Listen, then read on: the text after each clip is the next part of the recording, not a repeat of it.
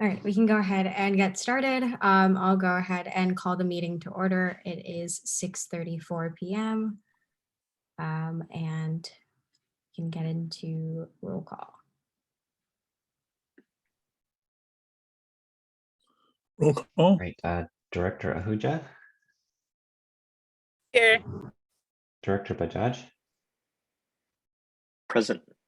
Director Racy, Present. Director Waslowski, Present. and Kevin Chow is absent. Awesome.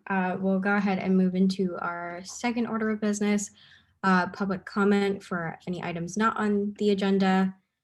Jen, if you have any comments. And nice to see you all. Take care of yourselves. At least we had a little bit of rain. Okay, take care. Thank you. Great. If there's nothing else, then we can go ahead and move on to item 3, our consent items. I move to approve them. Okay, we have a motion to approve them. Is there a second? Second. Okay, awesome. So we have the motion from Director Resolution and the second from Director Bajaj. We'll go ahead and vote on approving the consent items. Actually, for item 3E, if we could pull that one. In discussions with legal counsel, it was advised that we add a sunset date to it.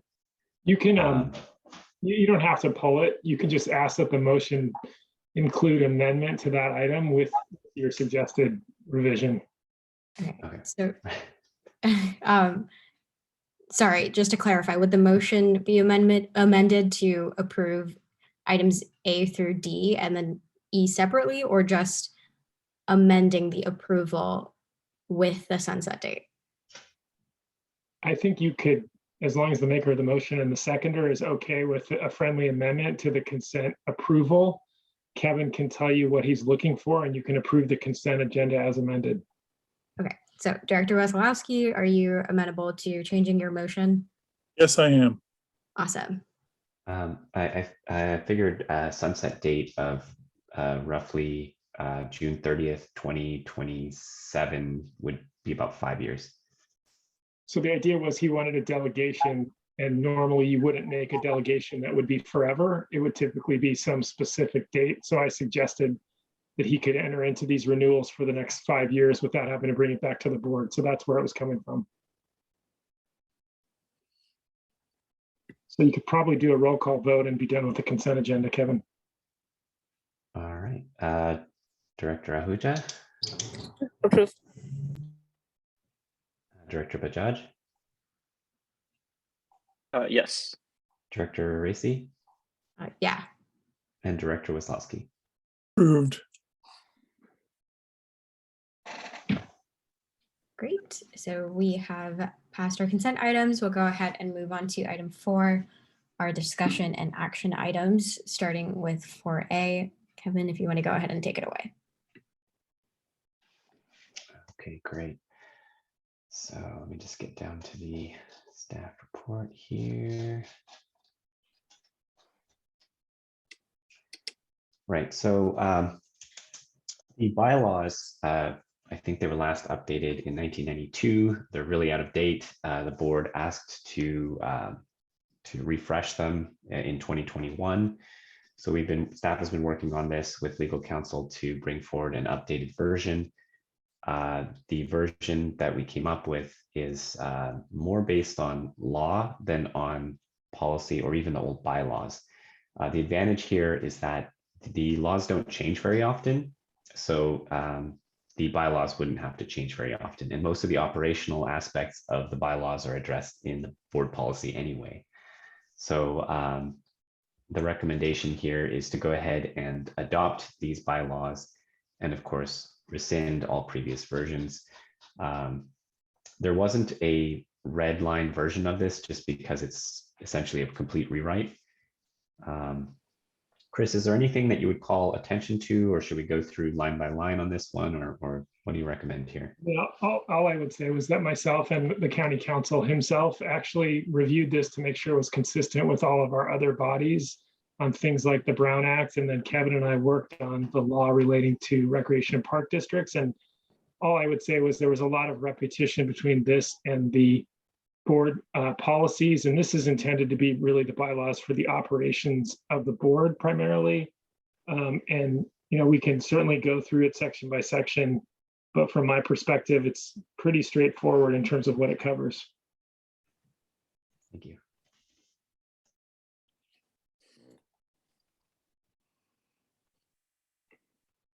Does anyone have any questions about the bylaws or any sections or?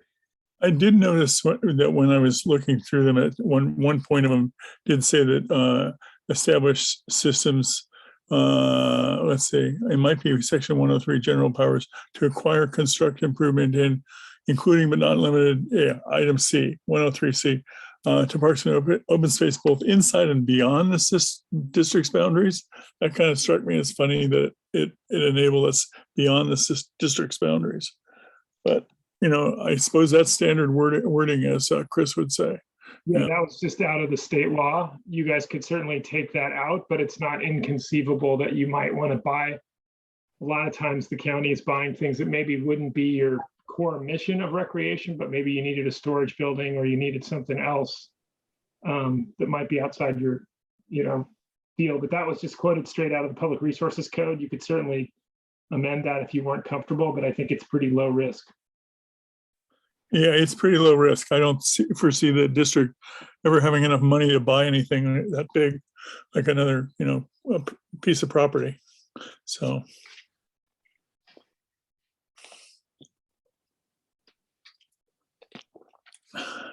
And then the other point was that jumped out at me was that it said that if we were ever part of just one city, that the city would be responsible. City secretary would, treasurer would be, yeah, there we go. County of Santa Clara treasurer shall act as district treasurer in the event the district becomes located solely within a single city, which I believe it did. It is, as the LAFCO items are taking place and incorporating the one package that was part of our district that wasn't part of the city of Cupertino.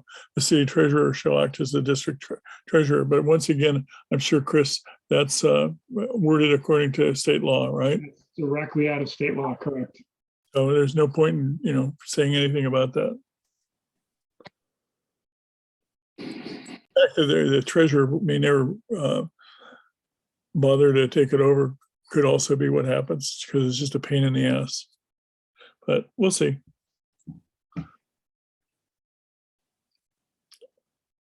Other than that, I was the person responsible for scanning in 1992 the previous bylaws that are attached here, and these seem to cover everything that's necessary when you add them to, as you pointed out, Chris, the other rules that the district is governed by.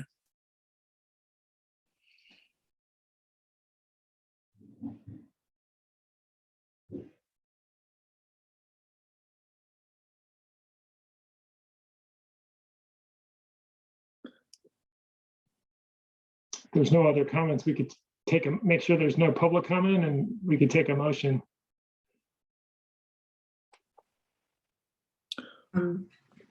Director Bajaj, Director Sethi, do you guys have any other questions or comments? I'm good. I'm good to go as well. Awesome. Okay, then. Then in that case, we'll go ahead and look for a motion. This is Steve. I'll move to approve it.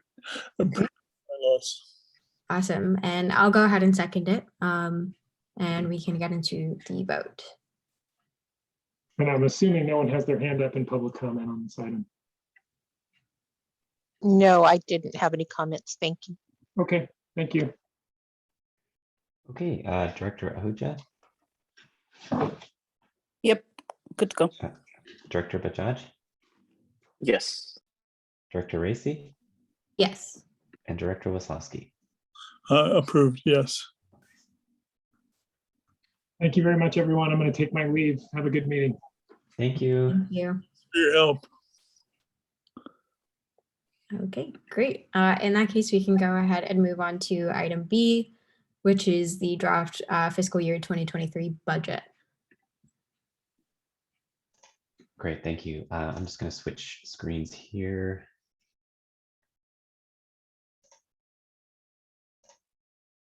Okay, can you all see my screen? Oh, part of this slide did not. Okay, that's embarrassing. Give me a sec.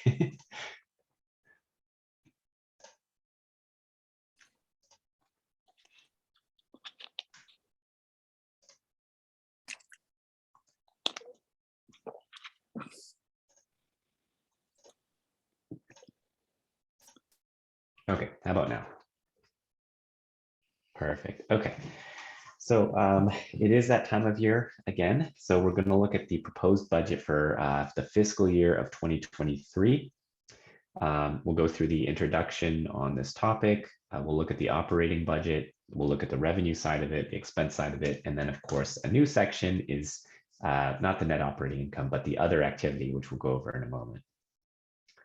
By the way, if you have any questions, please interrupt me because budget stuff can be a little bit dry and confusing. So the first thing is that we're assuming that the business conditions are going to improve from the pandemic conditions. Demand's going to return.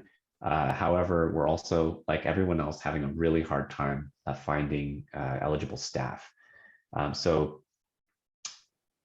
With that, we also have, of course, inflation, some global supply issues. I was just told that there is a CO2 shortage once again, and then also notified by our supplier that they found another supplier, but we just have to pay more. So who knows what's going to happen there. And of course, a tight labor market. So we're competing pretty fiercely with pretty much everyone else at rates that we've never paid before. But that's just the business environment. So this budget was created with that in mind. The budget period begins July 1st of this year and ends June 30th of next year, 2023. Depreciation is not included in this budget proposal. This was a recommendation from the auditors to keep things consistent across some of their reports. The actuals will not match the audit. So if you try to take this budget and try to match it up against the audit, it will not. Some of the numbers will be close, but it's just not the same. The way they do the accounting is a little different. Sometimes they'll put things in different years. Anyway, it just never matches. The year-to-year comparisons are also less helpful. So normally what we'll do is we'll take a look at like 1 year, then the next year and the next year. And you can usually see trends with certain things. Obviously, the last few years have been insane. So that is not as helpful this year. And of course, we have capital projects planned because the grant money, we have them planned for FY23 that could very easily get bumped into next fiscal year. So we want to do that construction to make use of that grant money this winter, but that may not happen. That might have to be bumped to next winter, depending on how things shake out. So those are some of the notes on this. I did want to quickly take a look at the fiscal year versus the calendar year, because this is a source of endless confusion. The calendar year, of course, being, if we said 2023, we meant literally January to December 2023. We go by the fiscal year, meaning July 1st through June 30th. That means that our financial activity is split into 2 years. And most importantly, is that most of the financial activity is actually in the first year. So when we're talking about FY 2023, most of that financial activity will be in the summer of 2022. And so what this really means is that any kind of program changes, fee increases and whatnot, they're not really visible right away. It takes another year, right? So some of the fee increases that we looked at a couple months ago for the program fee increases, you won't see that in this current budget cycle that we're going through, FY 2022, but you will start to see it in FY 2023. All right. So let's take a look at the operating budget. What we're looking at here is on the very left-hand side is the actual numbers from QuickBooks for FY 2020. That means mostly the summer of 2019 and then part of 2020. We have the actuals from FY 2021 in the middle column. And then FY 2022 is a projection, right? So the third column, this is where we are now. We're partially through there. And what I've done is I've taken the numbers that we have so far and projected what I think we're going to have by the end of this fiscal year on June 30th. And using those numbers, I've projected what I believe will happen in FY 2023, which is what we're proposing right now. It looks like, as you can imagine, our expenses will increase. Our income will increase as well. Again, a lot of this is due to those fee increases that we talked about a few meetings ago. And of course, our net income should return to more of a normal amount, which is typically about $100,000 to $200,000 a year is a typical year. This black line. Sorry, Kevin, Yes. on that note, I just wanted to mention again that Asia, they're seeing another serious outbreak. So who knows what's going to happen again. Yep, there's a new strain out. So keep that in mind too. Thank you for bringing that up. As always, things will be very unpredictable, so we might have to amend this budget halfway through the year. But there's no way to know, so. Oh, man. Anyway, so let's take a look at the operating revenue summary. So on the left here, this is a very high level view. The biggest source of revenue, of course, being property taxes. That should increase as it typically does. That's one of the things that made it so that the pandemic wasn't quite as disruptive as it could have been. It's expected to continue. Total activities is expected to increase as long as there's no resurgence of COVID. Aquatics is looking to increase as well, and rentals is looking to increase, but the rentals is going to take a long time to recover. A lot of that revenue is from kind of commercial renters, and it takes a bit more time to get that to return. For a total income, yes. Yeah, I look at the total activities jump to 23 and total rentals jump to, they seem kind of optimistic. That's all I really want to say about that. Because again, we don't know what the future is going to hold. True, true. The rentals is basically what our current rentals are. So that's going to be Oasis and Scuba. So as long as we don't actually have to shut the pool down completely, or there's not some really, really disruptive event, that is a very accurate and achievable number. So in 22, because they were shut down for a couple months out of that fiscal year. Actually, quite a few months, the summer months, in fact. Okay, so that, yeah, but it's still, you know, if you look at the actuals the year before, which were, well, actually, I go back to the actuals for fiscal year 20, which is probably the best guide. You're right. You know, maybe it isn't as optimistic as I think it is. Maybe total activities is more optimistic. But hey, like you say, we discussed before the meeting the fact that there could be the fact that we might want to revisit this in about 6 months anyway. True, true. The total activities is actually generally a reflection of swim camp. So swim camp, it's a very popular program. And if it's fully enrolled, which it is right now, it will bring in $64,000. The reason why it's a little bit less than $64,000 is to account for people dropping last minute. And then also sometimes there's a staff member who has a family member who will attend it and they're not paying. So we just put a little reduction there. So I think it's actually very realistic, assuming we don't have to do a full lockdown. So anyway, this is the operating revenue detail. Property taxes, again, increased property valuations. We're seeing between $30,000 and $40,000 increases annually, except for FY 2022 for some reason. The snack bar should return. So the revenue from that will, it should increase next year. Swim camp, again, increased capacity. So basically last year we had to keep, I think, 12 kids or something like that. Now we're back up to 20. So there is an increased number of enrollees for a total of $61,500 in the activities section.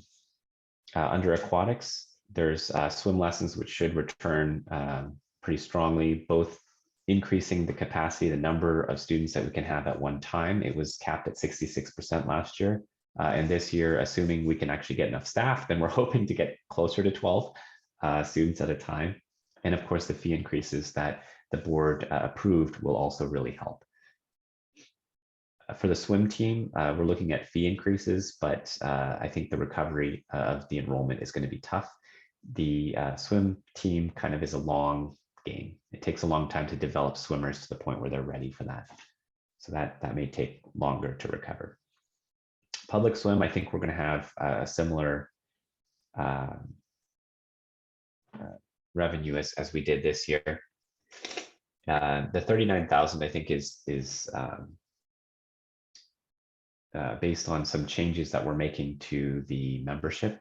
I think once we get that new system online, we'll be going to monthly memberships. And so people will be dodging in and out as they need to. Right now, you have to pay for a quarterly pass. And if you miss a few weeks or a month, then you just take the hit. Whereas I think when people have a monthly pass, they could just put it on hold. And so this could affect revenue a little bit. Any questions so far?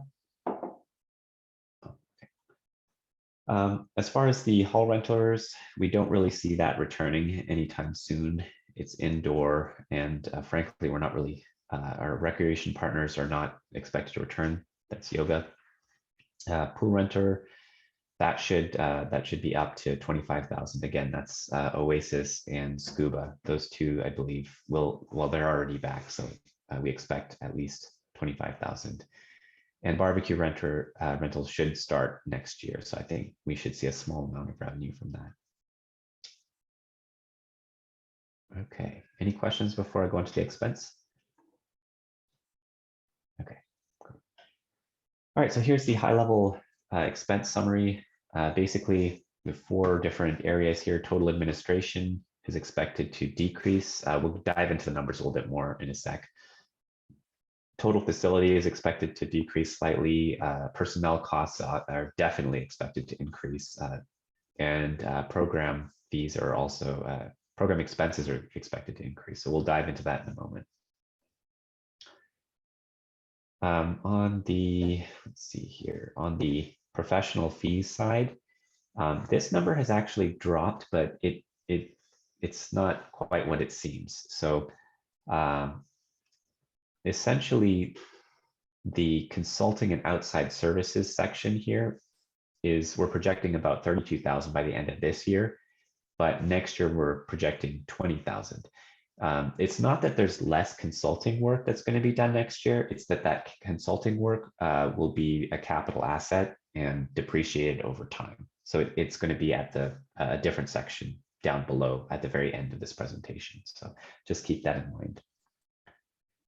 Most of the office expenses are roughly in line with last year, or this year, I should say.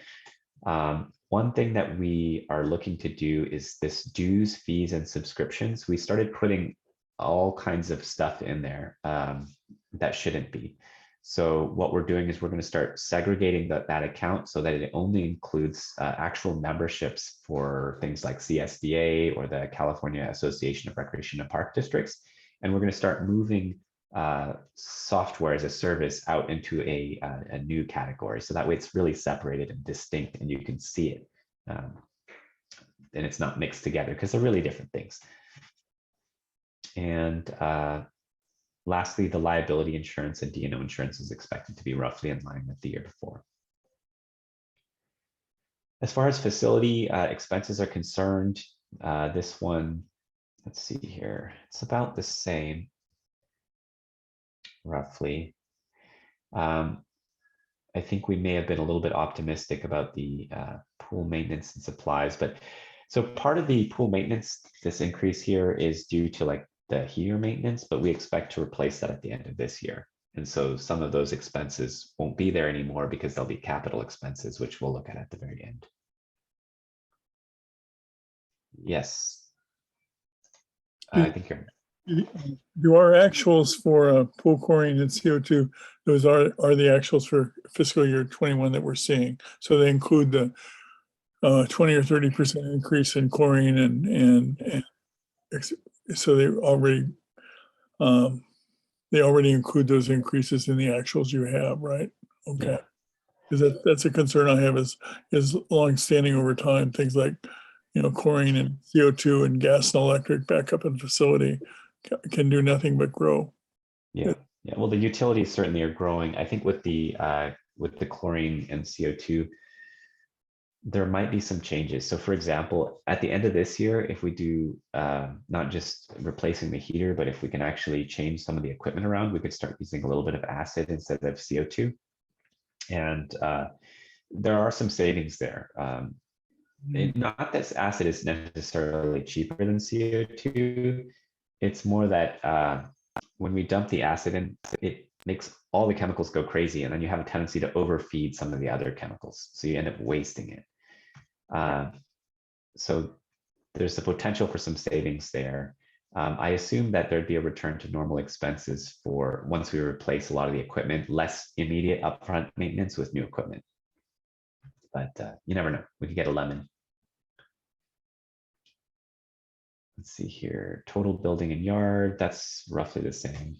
And so we expect the total facility to be similar to last year, not a big difference.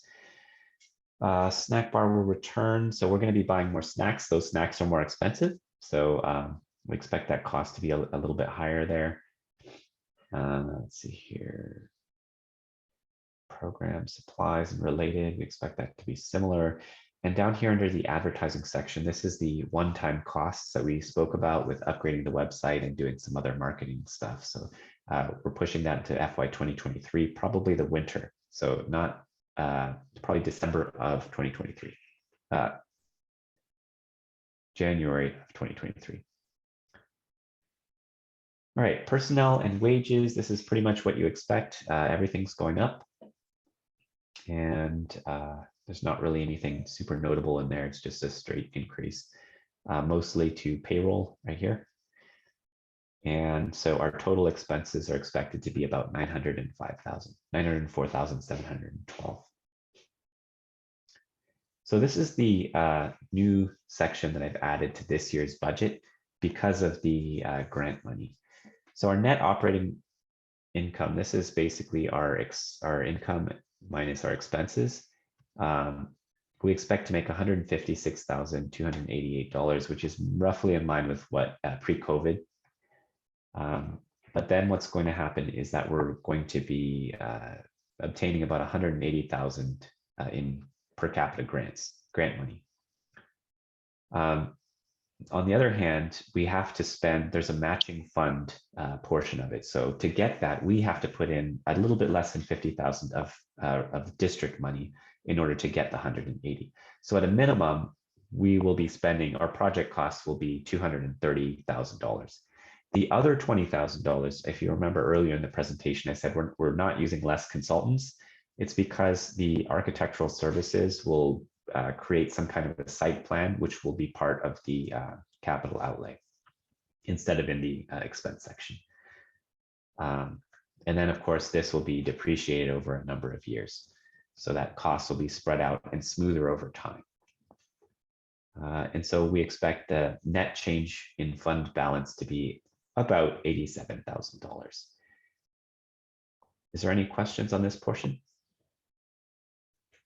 So a few things to note about the capital outlays. This is a minimum. This is a absolute minimum. The site master plan hasn't even been started yet. We don't know what kind of possibilities are there until we finish that project. So the scope could very easily be much larger than that, but that's something that the board will definitely be looking at in the future and deciding what projects will be going ahead and which ones won't. Just be aware that, again, this is the minimum and that it could be much larger potentially if that's what the board wants to do. And of course, with the second caveat, which is that the work might just get bumped into 2020, FY 2024. So it's hard to say. Any questions?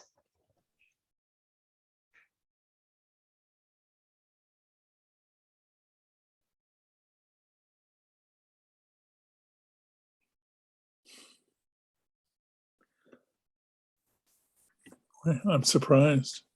If there are no questions, I guess what I'm hearing from silence from all the other board members is to approve the budget. So I'll move to approve the budget. I can second. Okay. Awesome. So we have a motion and a second. We'll go ahead and vote on approving the budget.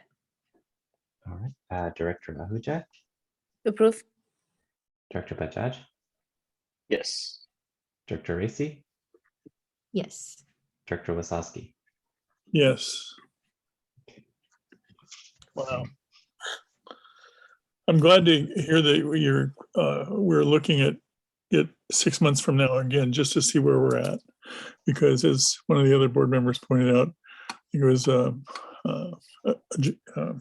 other one whose name doesn't show up right now. And that was, we'll just have to see whether we have another, I'll think of what it's called. Another attack of the evilness. God, Pandemic. Oh, Another yeah. variant. That's it. You know, sorry guys, I blanked. I don't know why. Anyway, but yeah, it's a budget, as I always used to explain in previous years, is hey, it's your best guess based on what you know, and what we know is a lot less this year than it was 2 years ago. So anyway. Yes. We'll go ahead and move on to item C for delegating the authority to Kevin for the request for proposal. Great, thank you. Okay, getting down there. Okay, so the strategic plan also called for a look at our programs and our facility to make sure that the programs are what people want and that the facility is ready to provide those programs in the future. That's really what the site master plan is about, is finding out what are the programs that we have, what do we need to have, and what is our facility, and what does our facility need to look like to be able to provide those programs. And of course, with a little sprinkle of what can we realistically have. So what we need to do for that is to get a consultant to help us do the site master plan. And for that, of course, we have to do a public bidding process, which involves an RFP, a request for proposal. In the past, I've brought the RFP itself to the board, this, pretty long document, but we're in a bit of a rush. And so, in order to get this done quickly and effectively, I was hoping the board would delegate authority so that I could get the RFP out to start as soon as possible.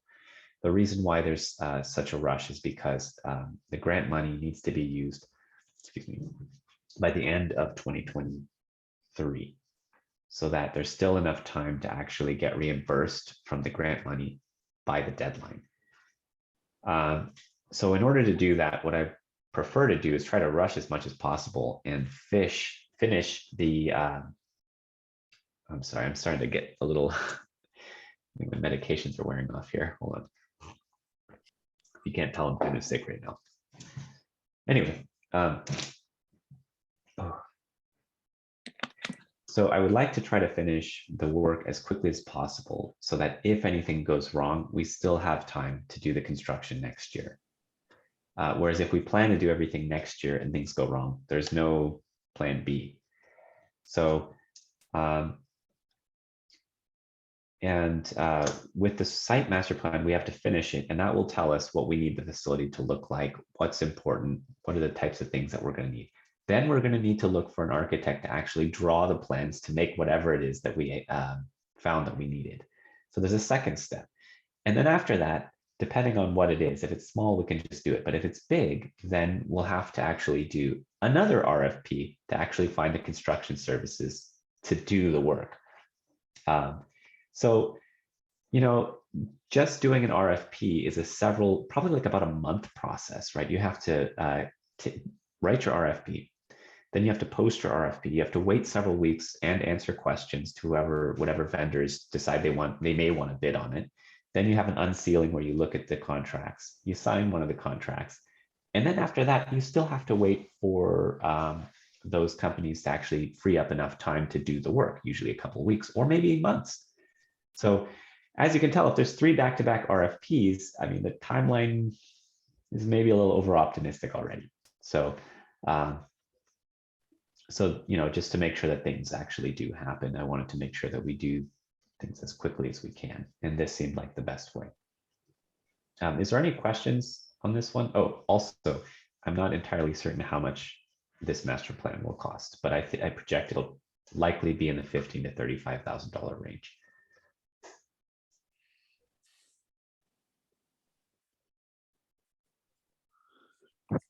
As of right, we're not sure we need the 3 RFPs, right?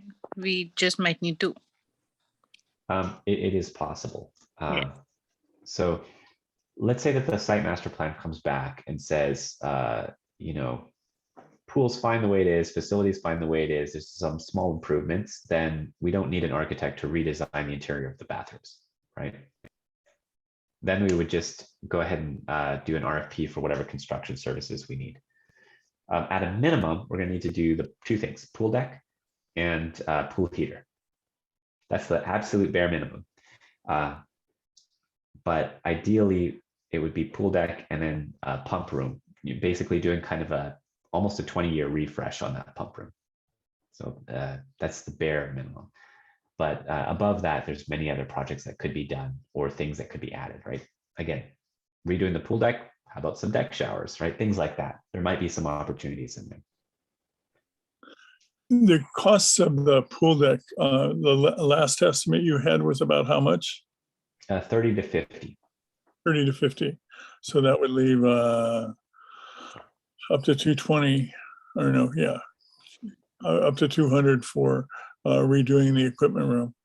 It seems to me that could take care of all of it because of the original costs we looked at. Of the $650,000 we took to redo the pool, I'm sure a third of it's in that room. Yeah, I agree. So, yeah. So those 2 alone could turn out to be all we could get approved under this this thing, and then you have to look more long term at things like bathrooms. Right. So one of the reasons why the site master plan is important is, like, let's say that the site master plan identifies something that the bathroom needs to be done somehow differently. One thing that we would be able to do is we could actually design our chemical room. Let's say we need to use the space differently. We might be able to design it in a way that it saves space that we could use that for either bathrooms or a walkway, who knows, right? So it's important to know what the end facility will look like so that the current renovations we do kind of leads to that. So we don't have to redo it again. True.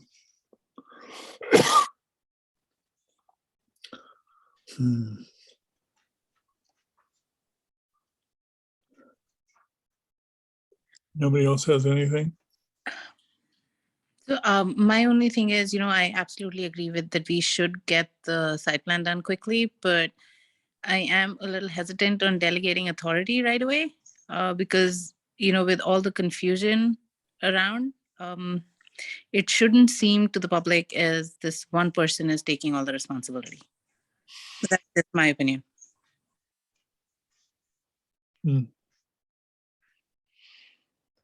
So to give you an idea, it's, of course, legal counsel would look at it, and it's in the hands of a construction manager right now. So it's not just me.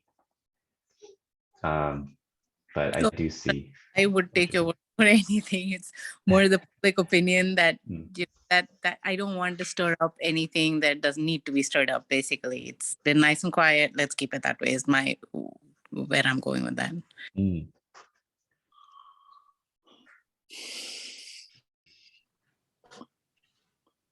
So you think the delegate could cause some controversy in the community?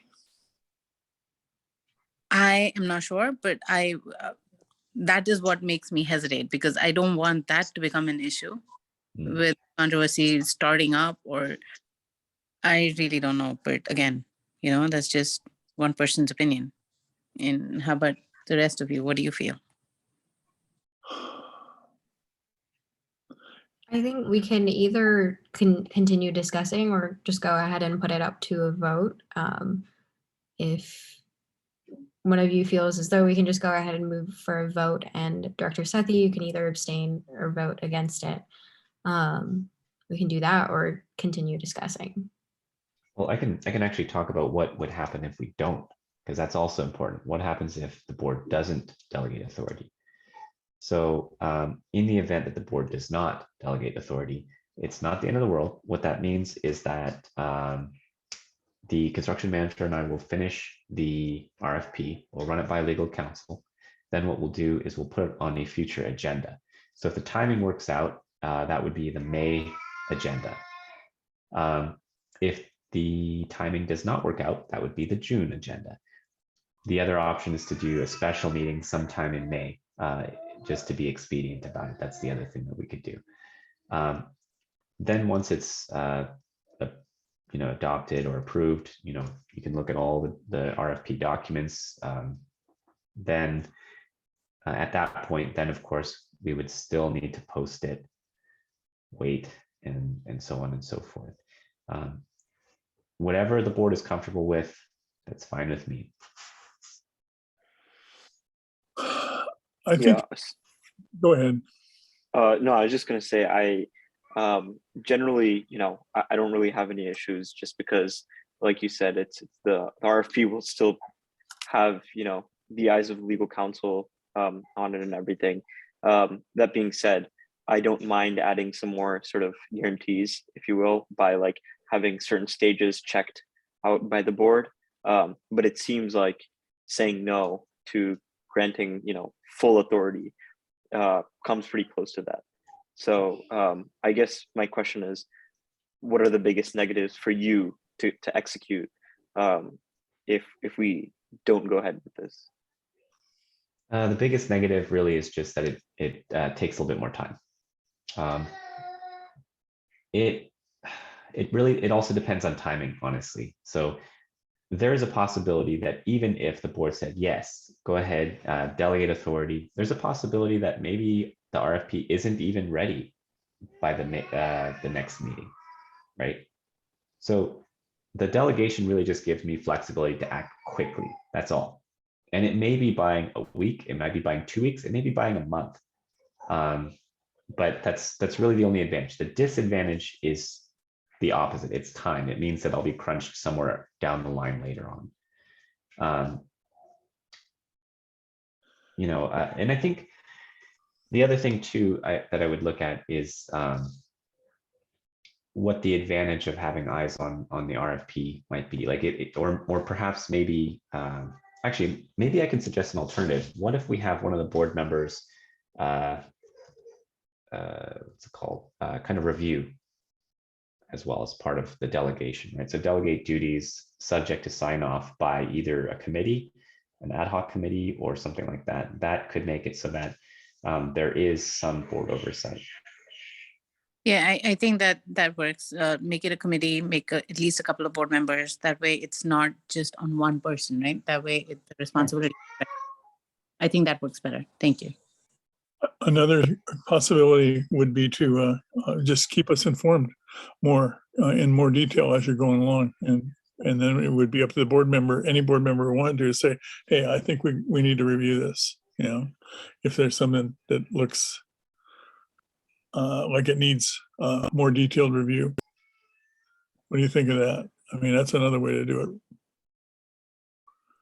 But then in that case, Steve, are we delegating authority or not? That becomes the question, right?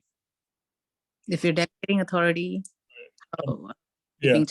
yeah. So go ahead with delegating authority, but just say the burdens on Kevin to make sure, as he goes through these steps, that we're just, send us an email, let us know where we're at.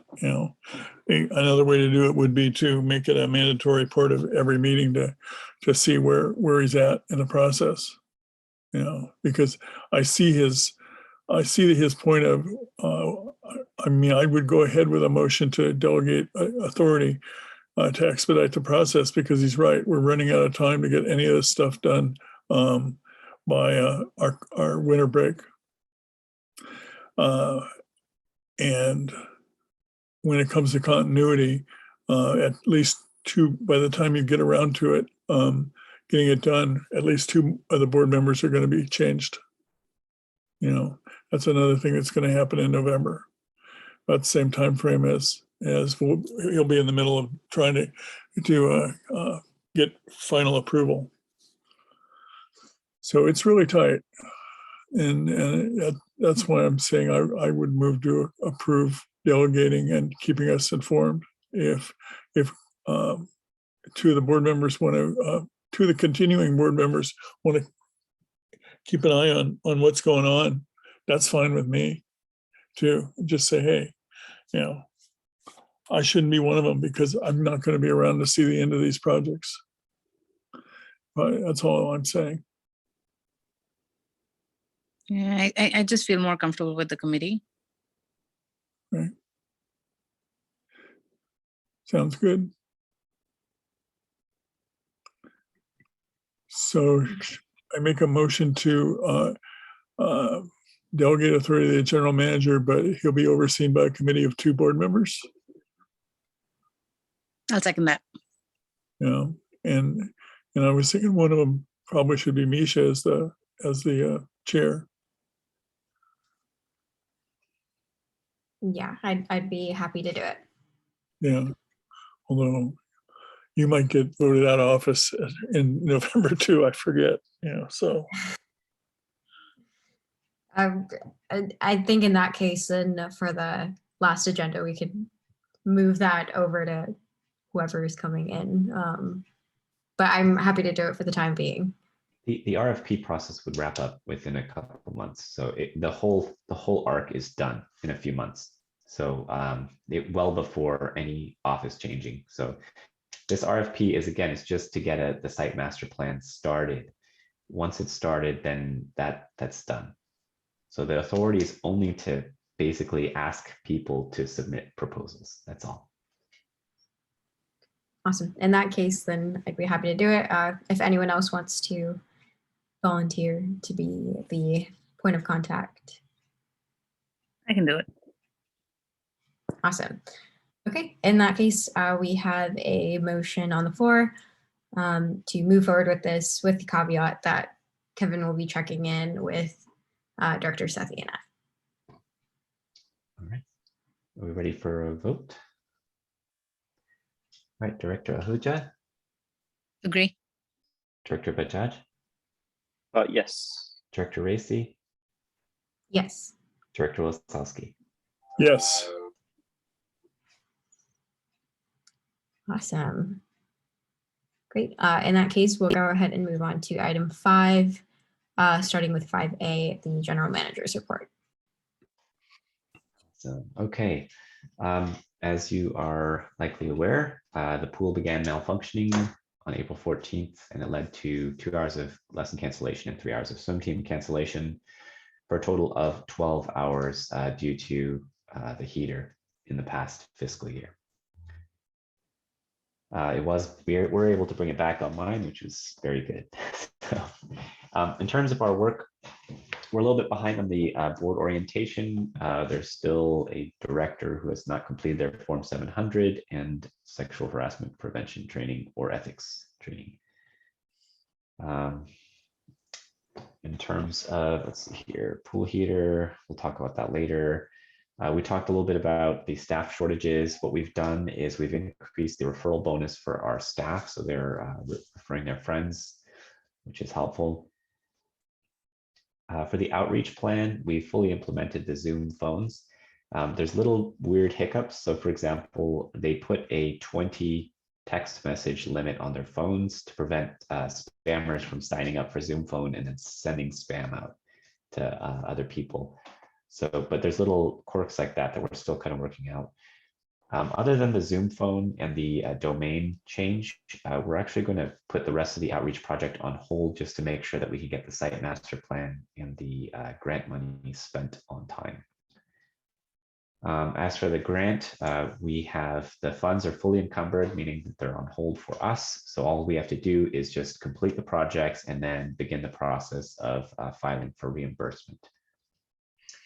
Good news, the scholarship for that conference, we got it. So I will be able to go to the California Association of Recreation and Park Districts conference from May 18th through 20th. And free of charge, no room, no board, or free room, free board, and free entry to the conference. So that's really exciting. I'm very much looking forward to that. Yeah. So this will be our first time there. And I'm definitely looking forward to being able to interface a lot more with other Parks and Rec folk. Normally we go to the CSDA, the California Association of California. Oh my gosh, I'm going crazy. California Special Districts Association. Normally we go to that conference and it's great. It has lots of great stuff there. The problem is that there's not a whole lot of park districts. There's a lot of water districts and fire districts. So sometimes it's good information, but not always relevant. In terms of spring registration, we opened this year for the first time since successfully since 2019. So this is kind of a long time coming. I brought in $8,000, which is about a little bit less than half of what we normally would bring in our opening weekend. And of course, we've been implementing a lot of the financial changes approved by the board, including signing checks for reimbursement to patrons. And of course, starting to sign up for a lot of the auto pay features for things like our utilities. The bills are still checked, of course, because we have to reconcile with our bank statements, but it eliminates a step of needing to write the check, send the check, get the check signed, things like that. So a little bit faster, but still with some oversight. And that is the manager's report. Any questions? We're catching up with technology. Congratulations. Nice. Thank you. How did you manage to circumvent the 20 messages per day for the Zoom phones? So apparently, there's no articles about how to fix this. So I spent a lot of time looking, and Zoom is unfortunately not very user-friendly unless you pay for like premium support, which we don't. So I actually had to submit a ticket and wait for them. And then they make you go through this process where you say, I, Kevin Davis, would like to, it's a very specific format. And if you don't send it in that, then they don't increase it. So I had to send it. I want to increase it to 200 messages per day. And then they had to, they sent you to like an engineer team. And so I talked to them for a bit. They needed our business name, tax ID, URL. That's basic safety features and non-spamming. That it's an actual business. You're not going to market. Right. Yeah. And then they asked about what we're going to use the texting for, who we're going to do it to, like how do we collect information about who we're sending it to. Yeah, so Director Ahuja is completely right that it's anti-spam. But so I should have 200 texts now per day. So, but that was kind of a weird surprise. Good. All right. If there's no other questions or comments, then we can go ahead and move on to 5B. Okay. So by now you've heard about the heater a few times. The original heater was installed in 2005, rebuilt in 2015. And the last major malfunction was in 2020. It's maintained annually. And NAS was able to take a look at it on the day that it broke down, but they weren't able to get it up and running. So they were able to check all the parts, take a look at everything. They were able to get out at 7:30 p.m. on a Friday. So thank you for doing that. But they just couldn't get it running. So so we looked into Aqualux, which is another vendor, and they were able to come out the next day and figure out a panel issue that was causing the heater to not fire up. We're not sure how much it's going to cost yet because emergency services, they bill out later, but it's going to be in the range of $2,000 to $4,500. So the immediate emergency is gone. But we do need to replace that heater sometime this year.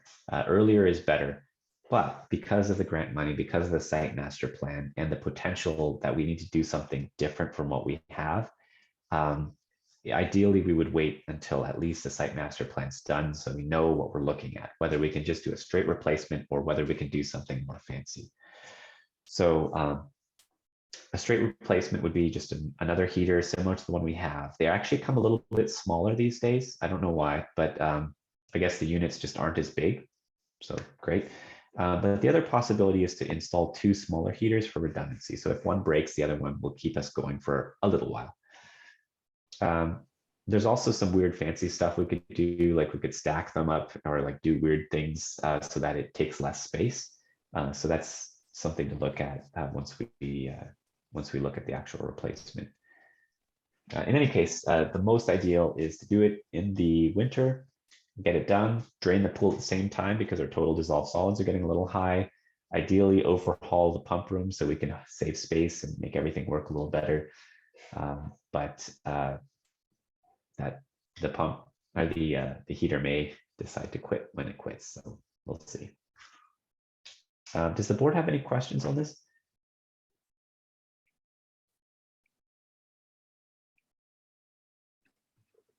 Could you explain the bidding process a little bit more? Oh, the RFP part. So The public bidding process, yeah. Yeah, sure, absolutely. So basically, the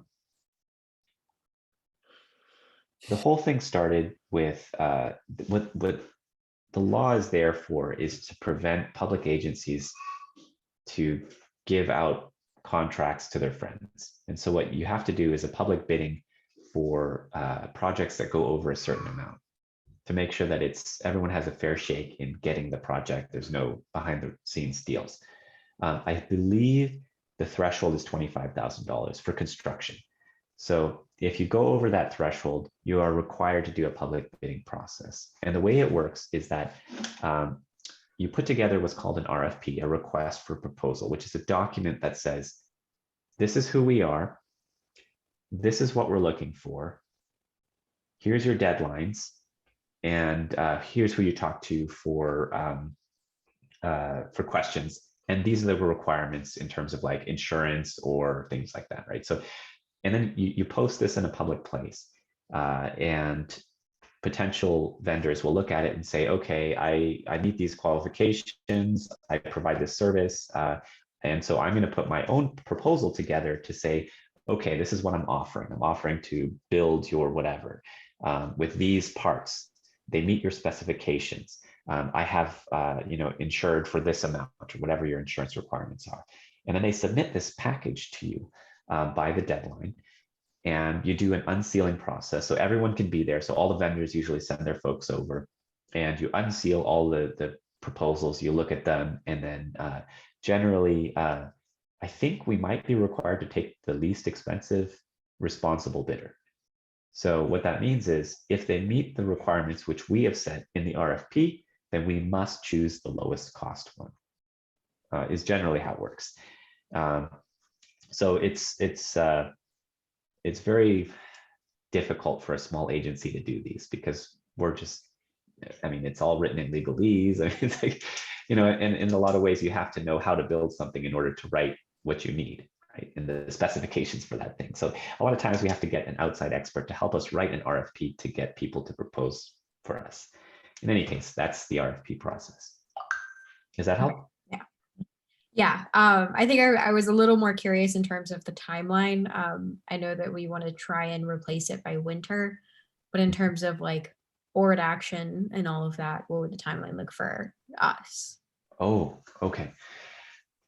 It depends on how much authority the board wants to delegate, right? So the big issue is that if the board wants to approve the RFP itself, so looking at the specs, does this spec make sense? Do we want this particular type of heater? Do we want it to look like that? If the board wants to look at that level of detail, it may take some time because then you have to approve the RFP. The RFP goes out, and then I guess if the board wants to approve the actual proposal, then we'd have to call a special meeting to do that, which is okay. That's totally fine to do. So there would probably be a few meetings later on this year, special meetings, if that's what's desired. Cool. Thank you. Yeah. That's all I have. If anyone else has any questions. I think that's how the strategic plan was actually done as well. There was an RFP. Staff graded the different proposals and selected one in that case, and did a recommendation to the board in a special meeting, and then the board approved the vendor for that. So it could be very similar to that, but I think construction is a little bit different. There's a little bit less flexibility there than for contractors that are doing like strategic planning. I think you've described it quite well, actually, because the last time we had to go through an RFP was rebuilding the pool itself, and it was basically a two-stage process. You have to get everything worded and leave it open for a couple of weeks for people to bid. The problem with that is, let's say the heater dies tomorrow. It means we're not going to have a heater for about another month, at minimum, assuming we can jam through everything we can in the minimum amount of time. Like have a meeting tomorrow night to if it dies tomorrow, have a meeting Saturday night saying, okay, because you got to give 24 hours notice, saying, all right, we need a pool heater. Do we want one or two? Fine. So it's a complicated process. I pray and cross my fingers that the heater lasts until at least we get it replaced in winter break, because anything else will shut the pool down for at least a month of no heat. I am told that there is an emergency process, but we've never done it before, so I'm not sure how that particular one works. Apparently that one's a little bit faster turnaround, but I'm not familiar with it, and I don't know what the requirements are to be an emergency, so I don't know. Right.